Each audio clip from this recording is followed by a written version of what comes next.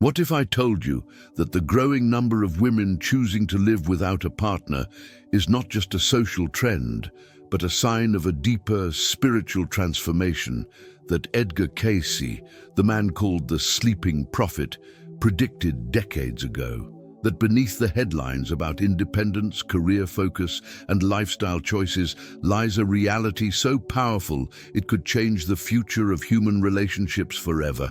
Cayce gave more than 14,000 psychic readings in his lifetime, covering everything from health to the nature of the soul.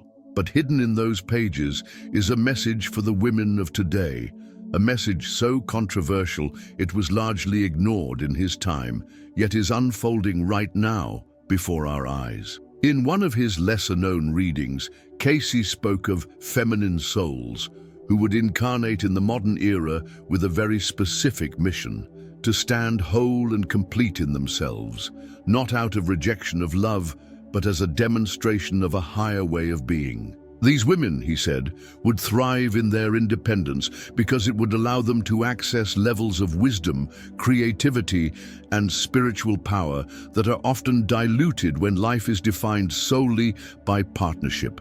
And here's the part most people would find shocking. Cayce insisted that this independence was not a gap to be filled, it was an advantage to be protected. For generations, society has sold a single story, that a woman's happiness and worth are measured by her relationship status. Family, media, even religion have reinforced the idea that completeness comes only when you've found the other half. But Cayce turned this belief upside down. He said that certain souls come into this world with a blueprint that requires periods or even lifetimes of autonomy to fulfill their highest purpose. Without that space, they risk never activating what he called their divine feminine consciousness, a state of alignment with universal wisdom that expands far beyond personal life into the realm of collective impact. So why, in the 21st century, are more women thriving without a partner? Cayce would say it's because the time has come for these souls to step fully into that blueprint. Independence gives them room to listen to their own guidance without constant compromise, to create from a place of wholeness instead of need, and to build lives that reflect their deepest truth rather than someone else's expectations. Cayce compared this kind of independence to tuning a fine instrument. When a woman is no longer bending her rhythm to match someone else's, her frequency becomes clearer, stronger, more resonant. And the people around her, whether they realize it or not, feel that resonance. They see it in the way she walks into a room without seeking permission to exist. They hear it in the way she speaks with confidence, rooted not in arrogance, but in self-knowledge. They sense it in her decisions, which are guided by inner clarity rather than external approval. But Cayce also warned that such women would face resistance. Not because they are doing anything wrong, but because their very existence challenges centuries of conditioning. He spoke of three sources of this resistance: unseen energies that feed off dependency and emotional chaos; other women who feel threatened by someone who has broken free from the patterns they still inhabit; and the collective unconscious, a vast field of human belief that insists women must be partnered to be complete. Every independent woman, he said, creates a small crack in that field, allowing light to enter and new possibilities to emerge. And here's the part that makes this moment in history so important.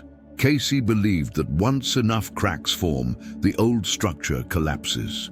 The narrative that women are only valuable as part of a couple will dissolve, not because anyone fought it directly, but because too many women will be living proof that it isn't true. And when that happens, relationships themselves will transform, not ending, but evolving into something richer, freer, and more conscious. We're already seeing this shift. From professional success to spiritual awakening, from global travel to community leadership, women without partners are leading in ways that would have been unthinkable just a generation ago. Some by choice, some by circumstance, but all carrying within them the seeds of a new definition of what it means to live a full, meaningful life. Cayce's reading suggests that these women are not only thriving individually, they are laying the foundation for humanity's next stage of evolution. In this series, we're going to explore exactly why this independence is so powerful, what ancient abilities it awakens, and why Cayce believed it was essential for the survival and flourishing of our species. We'll uncover the hidden strengths that emerge when a woman stops looking outside herself for validation, the spiritual doors that open when she chooses sovereignty over dependency, and the ripple effect this choice has on families, communities, and the world at large. The truth is, if Cayce's vision is correct, this movement of women thriving without partners is not a passing phase. It's a prophecy unfolding in real time, and the more we understand it, the more we can see that it's not about rejecting love, but about redefining it from the inside out. Edgar Cayce believed that independence for certain women was not simply a preference, it was a spiritual necessity. He described it as an alignment between the soul's original blueprint and the conditions that allow it to fulfill its purpose.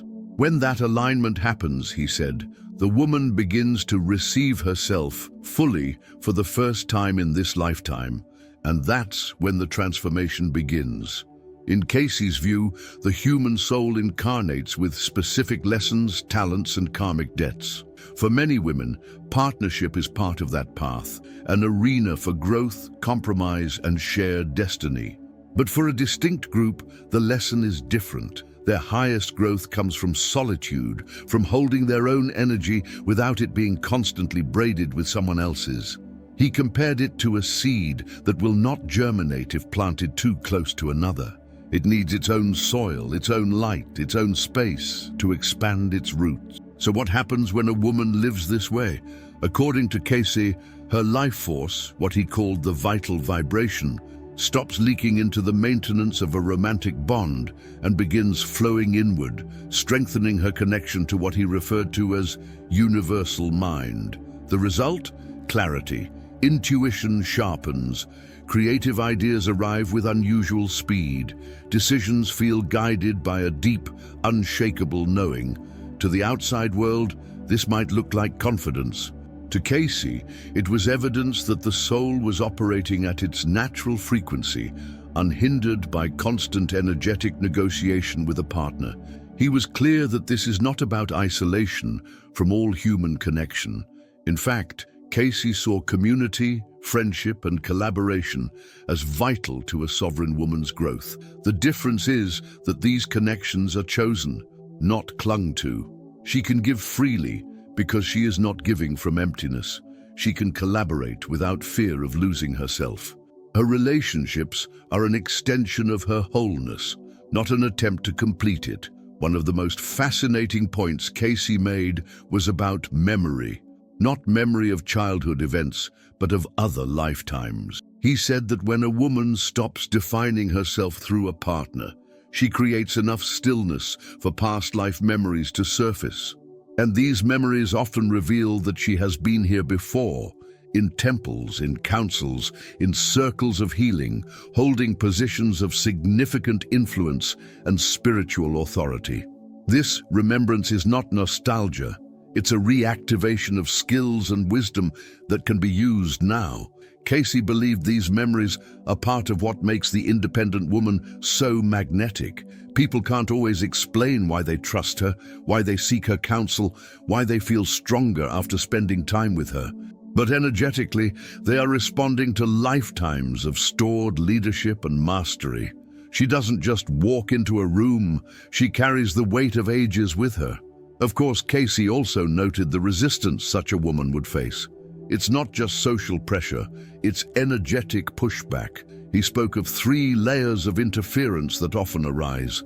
The first is from what he called low vibration entities, unseen energies that thrive on human dependency and emotional volatility.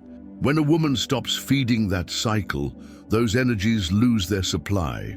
The second comes from other women who may unconsciously fear what her independence says about their own choices. The third is the collective unconscious, the sum total of humanity's beliefs, which has for thousands of years insisted that a woman alone is a woman incomplete. Every time a woman holds her ground against these pressures, Cayce said, she creates a tiny fracture in that ancient programming. And the more fractures there are, the weaker the old structure becomes. This is why he saw the independence of women not as a private decision, but as a collective act of evolution. One woman's sovereignty makes it easier for the next woman to choose hers, and the ripple spreads outward. It's worth noting that Cayce did not idealize independence for everyone. He was specific. This path is for those whose souls are wired for it in this lifetime. For them, the cost of ignoring the call is high: creative stagnation, spiritual restlessness, even physical illness from living out of alignment. But for those who answer the call, the rewards are immense: self-trust, spiritual clarity, and an ability to influence the world without force. In today's world, where the pace of life and the noise of outside voices are louder than ever, these women are finding that independence gives them something priceless: space to hear themselves. And in that space, they are not just surviving without partners, they are thriving, building lives that are rich, full, and deeply rooted in authenticity. In the next section, we'll explore the specific spiritual abilities that Cayce said often awaken in women who embrace this path, and why these abilities were considered so dangerous to the established order throughout history. When Edgar Cayce spoke about women living in sovereignty, choosing to thrive without a partner, he wasn't just describing a different lifestyle. He was describing the conditions under which certain spiritual abilities could reawaken. These weren't random skills. They were capacities that had shaped civilizations in the past, guarded by women who understood their weight and responsibility. Cayce warned that in the modern era, the return of these abilities would be both a blessing and a threat, because power, once awakened, always disrupts the status quo. The first ability he spoke of was heightened intuition. Cayce believed that every person has intuitive potential, but for most, it is clouded by constant emotional noise, especially the kind that comes from navigating a relationship not in harmony with the soul's purpose. When a woman steps away from dependency and into her own center, that noise quiets. The result is a clarity of inner guidance that feels like having a compass that never points in the wrong direction. She can sense opportunities before they're obvious, read the undercurrents of conversations, and make decisions with speed and accuracy that others often mistake for luck. The second ability was prophetic dreaming and visioning. In his readings, Cayce explained that dreams are a natural gateway to the higher mind, but in most people, the symbolic language of dreams is fragmented and inconsistent. Independent women, particularly those in spiritual alignment, often experience dreams that are unusually vivid, coherent, and predictive. These visions might offer personal guidance, reveal solutions to community problems, or even foreshadow collective events. Cayce compared it to tuning a radio directly to a broadcast from the universal records, without static. The third ability, perhaps the most misunderstood, was energetic healing. Cayce said that when a woman's life force isn't leaking into unbalanced relationships, it builds within her system until it overflows into those around her. This overflow can take the form of a calming presence that eases tension, words that seem to reset someone's mood, or even physical touch that accelerates healing. While Cayce emphasized that not every sovereign woman would practice healing formally, he believed that their presence alone had a restorative effect on others. But there was a fourth ability, and this is the one Cayce hinted was most threatening to the old order: influence without force. He described it as a magnetic field that forms around a woman in full sovereignty. People want to listen to her, want to be in her company, want to follow her lead, without her having to push or persuade. It's not about charm or manipulation. It's about alignment. When someone lives in perfect alignment with their own truth, their energy naturally organizes the environment around them. This is the kind of leadership that can't be bought, faked, or replaced. Historically, Cayce linked these abilities to roles of immense significance. In ancient Egypt, they belonged to the unmarried priestesses of the temples, women who advised pharaohs and were trusted with state secrets. In Greece, they were the hallmark of the oracle at Delphi, whose words could change the course of wars. Among the Druids, they were found in the women who tended the sacred groves, holding the spiritual balance of entire communities. In every case, these women lived apart from conventional partnership because their work required undivided spiritual focus. Cayce warned that in the modern era, as these abilities re-emerged, there would be those who would try to dismiss them, discredit them, or reshape the narrative so they seemed irrelevant. Why? Because abilities like these shift power dynamics. They make hierarchical control less effective. They allow influence to flow outside traditional channels. And in a world built on certain patterns of dependency, that is deeply unsettling to those who benefit from the old way. He also made it clear that these gifts are not automatic just because a woman is single. They awaken in the presence of sovereignty, not isolation.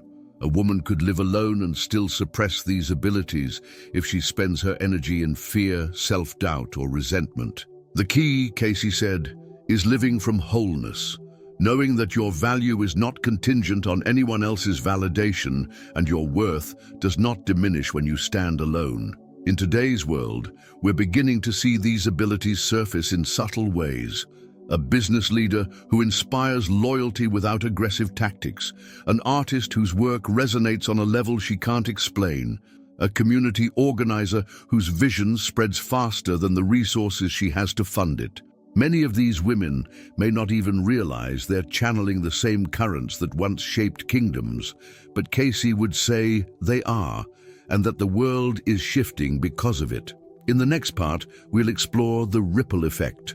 How one woman's sovereignty doesn't just transform her life, but subtly rewrites the rules for everyone around her, and why Cayce believed this could lead to a planetary change in consciousness. Edgar Cayce often spoke of humanity as a single energetic field, a web of consciousness where every individual thought and action sends ripples outward. When a woman steps into true sovereignty, choosing to thrive without a partner, she doesn't just change her own life, she sends a shockwave through that web. And according to Cayce, these ripples do more than inspire.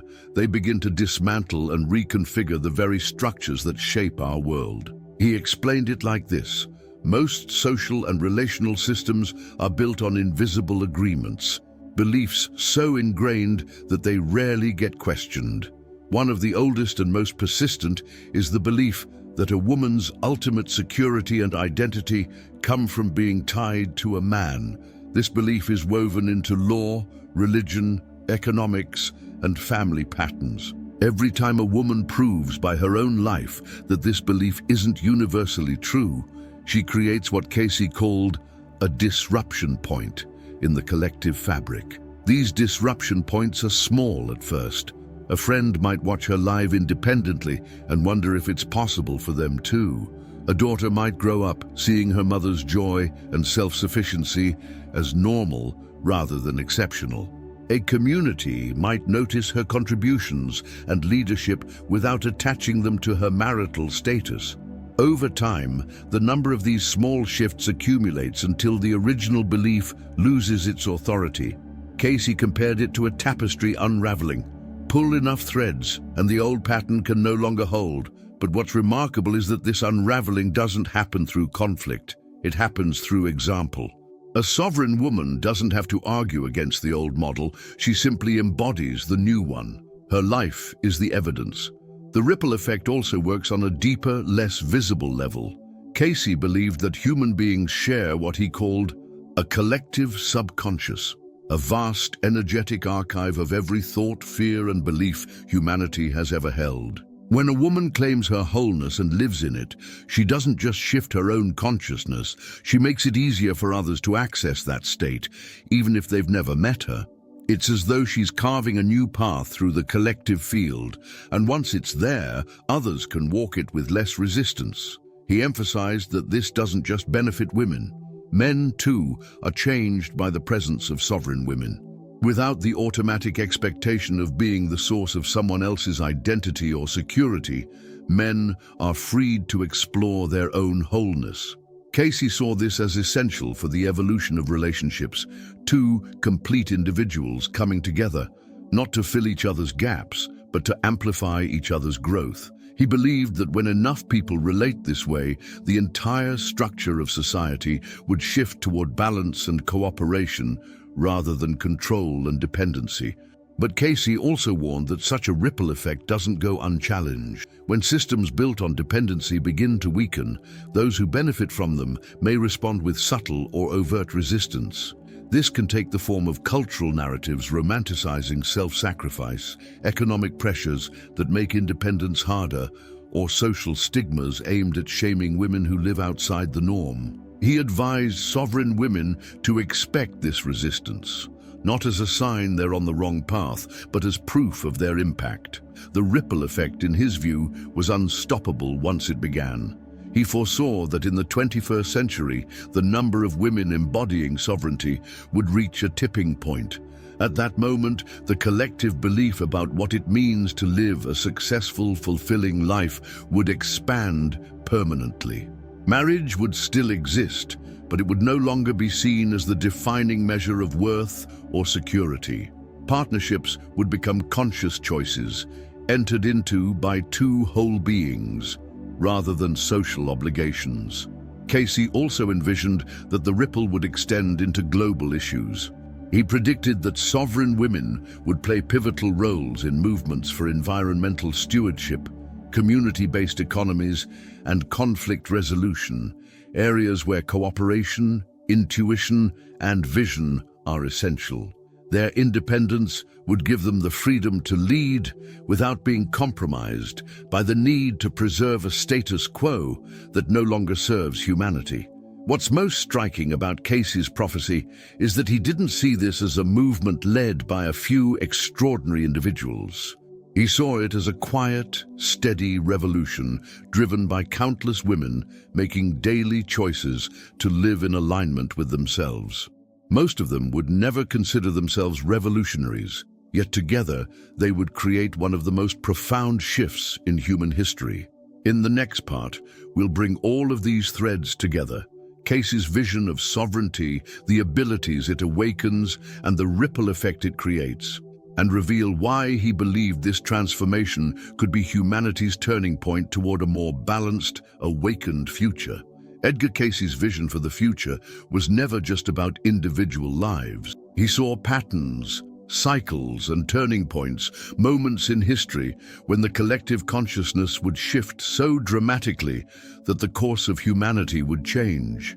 One of those turning points, he said, would be driven by women embracing their sovereignty, not in rebellion against men, but in deep alignment with themselves. The growing number of women thriving without a partner, in his view, was not an accident of modern culture.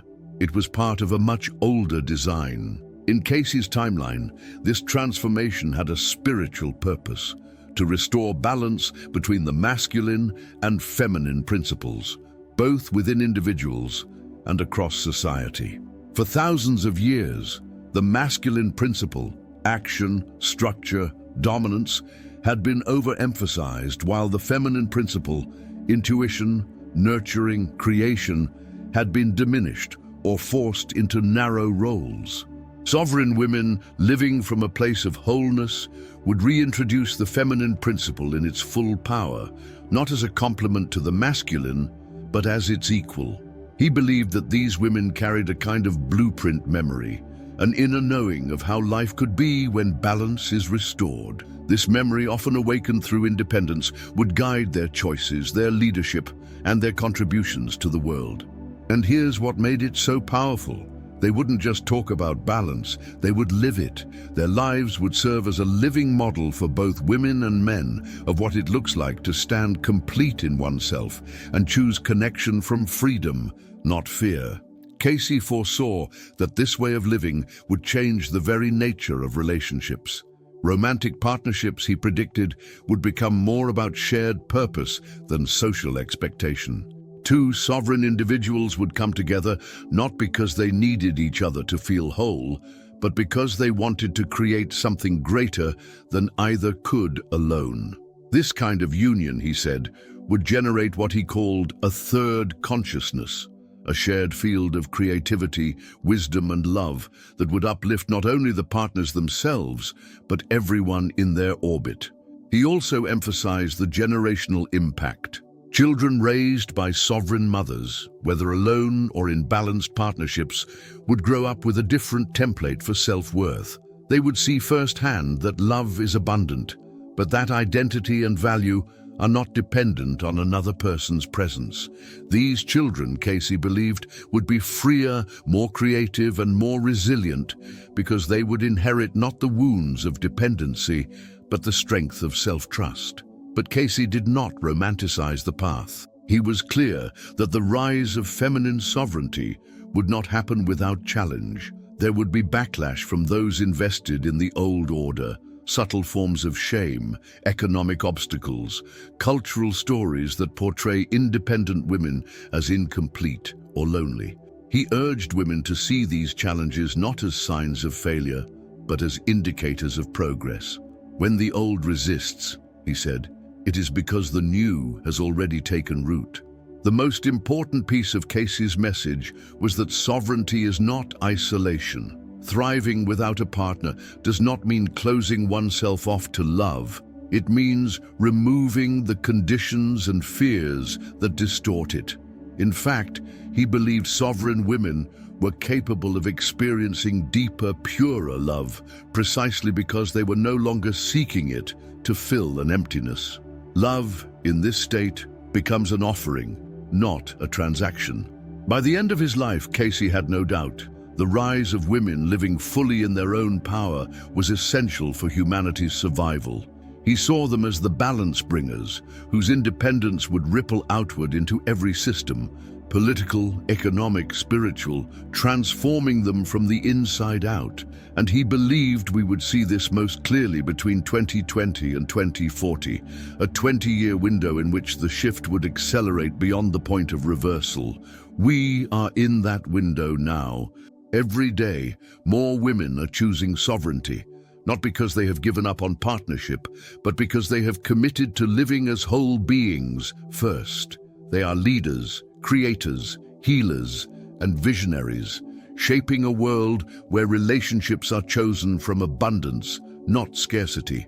If Cayce's prophecy is right, then what we are witnessing is not just a cultural change, but the opening of a new era, one in which the feminine principle rises to its rightful place, the masculine evolves to meet it, and humanity finally begins to walk in balance. These women, living their truth without apology, are not just thriving without partners, they are carrying all of us into the future. If this message opened your eyes, don't let it end here. Like, subscribe, and share it with someone who needs to hear it. Tell us in the comments what sovereignty means to you, and let's keep building this conversation together.